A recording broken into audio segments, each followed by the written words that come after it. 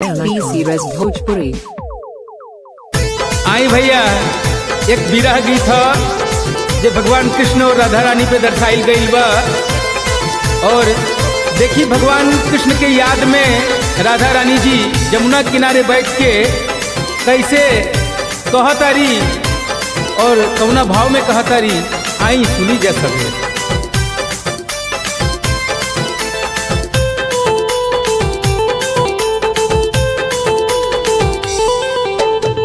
जब जब आवे कान्हा फागुन महीना तड़पेला मनवा, जब जब आवे कान्हा फागुन के दिनावा तड़पेला मनवा, ए कान्हा तड़पेला मनवा, सुना लागता जमुनवा तड़पेला मनवा, सुना लागता जमुनवा फागुन के दिनवा। होली है, होली है।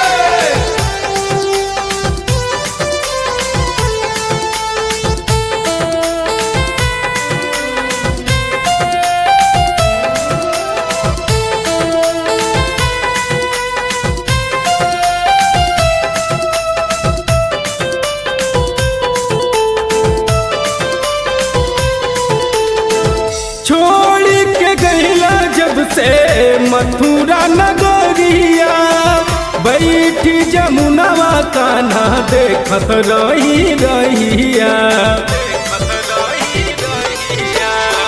छोड़ के गईला जब से मथुरा नगरिया, बैठी जमुनवा कान्हा देखत रही रहिया।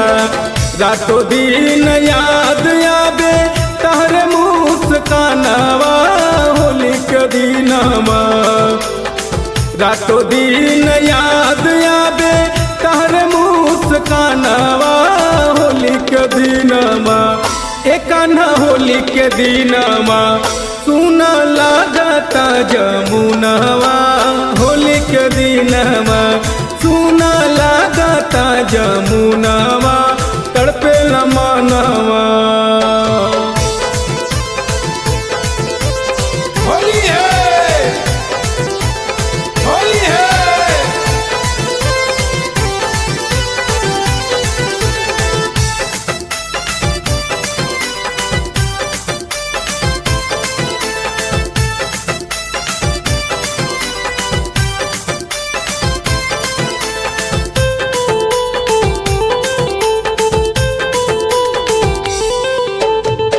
केकरा संग खेलब कान्हा अब की के होलिया, तहरे बिन सुना लागे गोकुल नगरिया।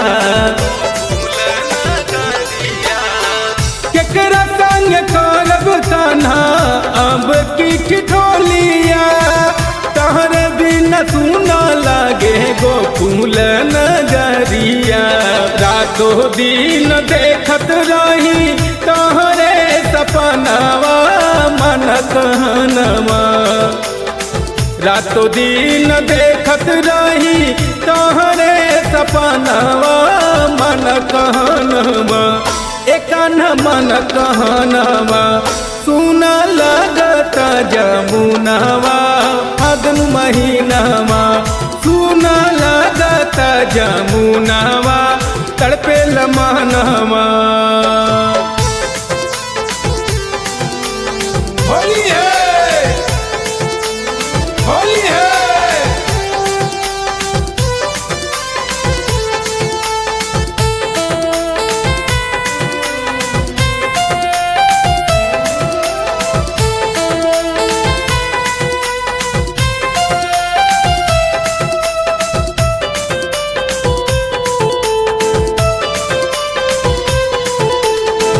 देर जिन कर कान्हा मानी लगनवा, अब जदि आई बनाता जाई मोर पारनवा।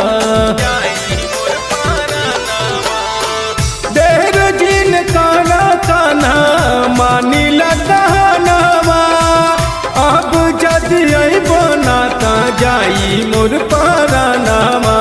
पांडे ब्रजेश पर दे दयानामा फागुन महीनामा।